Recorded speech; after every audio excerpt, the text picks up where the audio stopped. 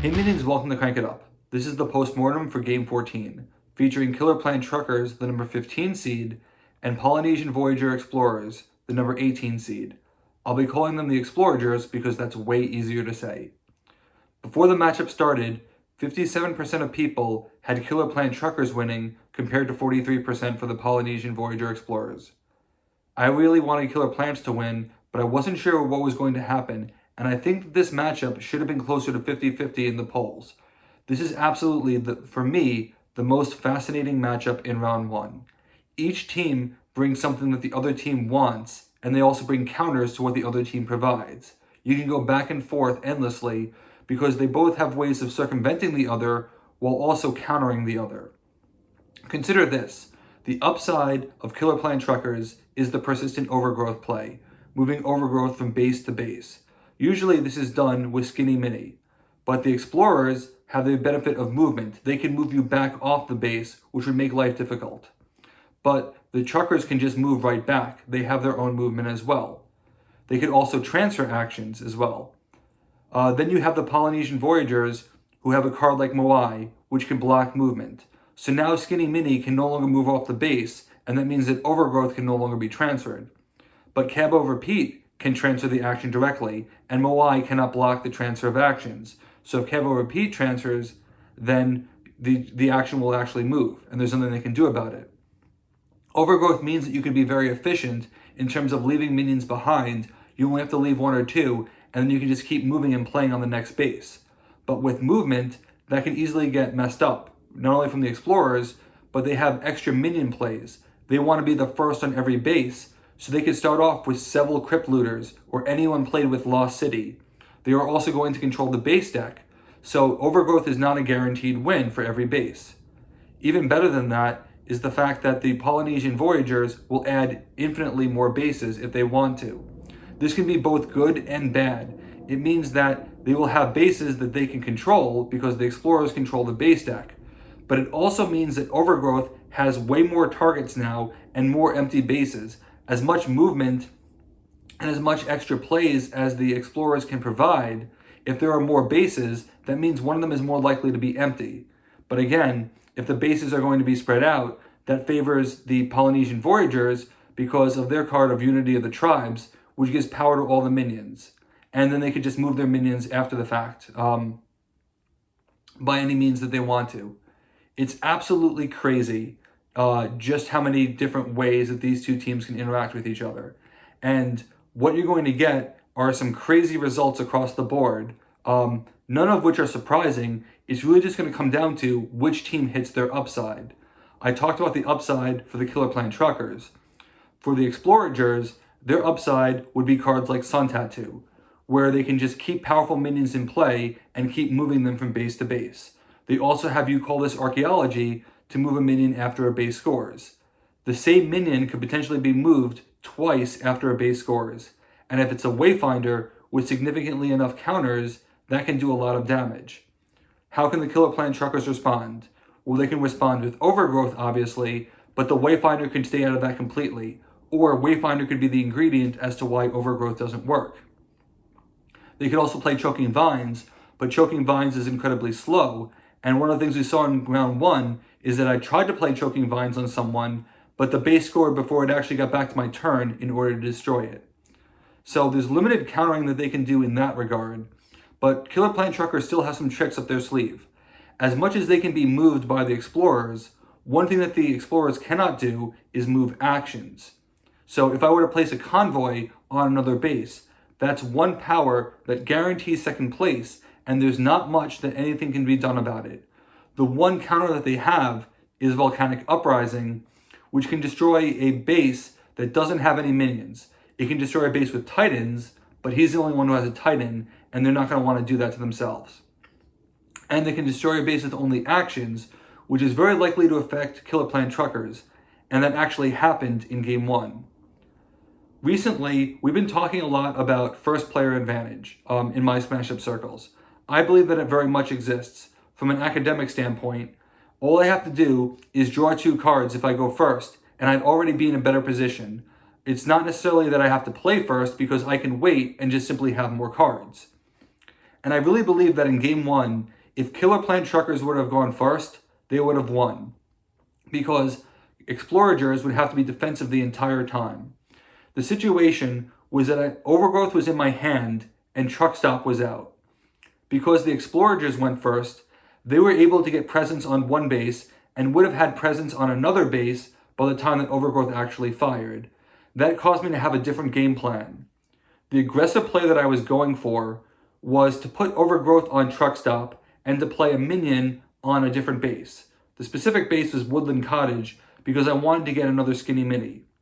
The reason why I did that is because of the fact that the start of the turn really favors me in this situation. Both Truck Stop and Overgrowth have start of the turn effects. Whichever base he doesn't go to is where Overgrowth is going to get moved to, and then Overgrowth is going to trip to give me a free solo point.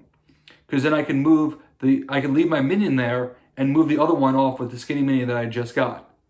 The problem is that he had Volcanic Uprising. Normally I would protect Overgrowth with a minion, but because I was trying to get the solo points, I wasn't able to do that. That's the type of situation where I'm very aggressive early on because time is on my side. You have to play the odds. He's seen 5 to 7 cards. What are the odds that Volcanic Uprising was one of them? Not very good. It makes sense to play aggressive there. It didn't work out, unfortunately. But if it had, then all of a sudden he'd be chasing Overgrowth the entire game, and it'd be a completely different story. Of course, the Explorers have tricks up their sleeves in order to combat that, which is something that we saw in Game 2. Because I wasn't able to constantly put the game on autopilot, the Explorers had more of a chance to build up their engine, and that's how you end up with a score like 15-8, which is absolutely brutal.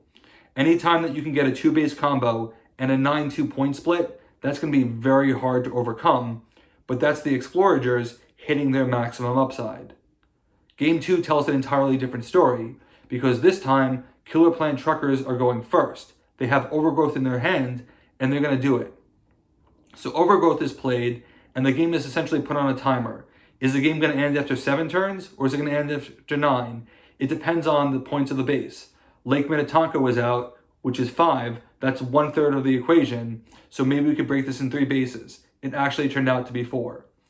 So when you're playing Overgrowth early and you have the turn advantage, that's when it's going to be a lot harder to overcome.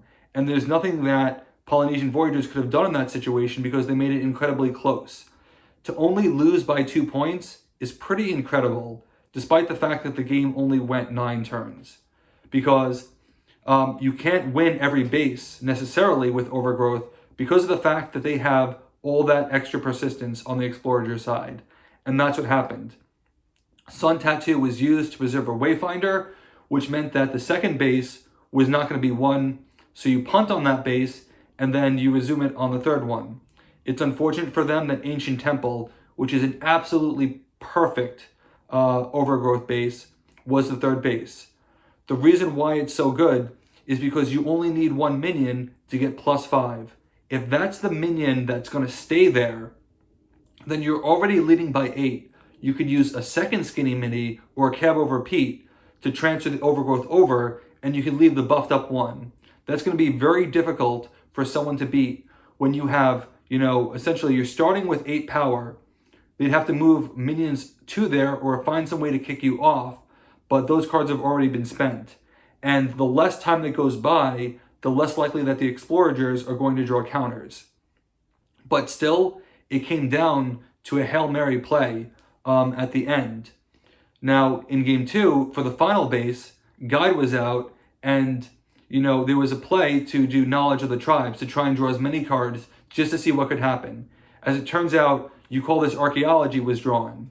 On any other minion, that could have actually tied the game. Explorers could have stolen the base because of the boost with Guide.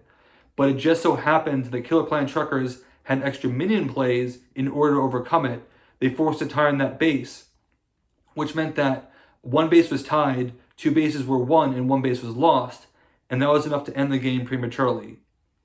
So one of the interesting things about Killer Plant Truckers is that they have Overgrowth in their back pocket, but they still have other tricks up their sleeves, like the extra minion plays.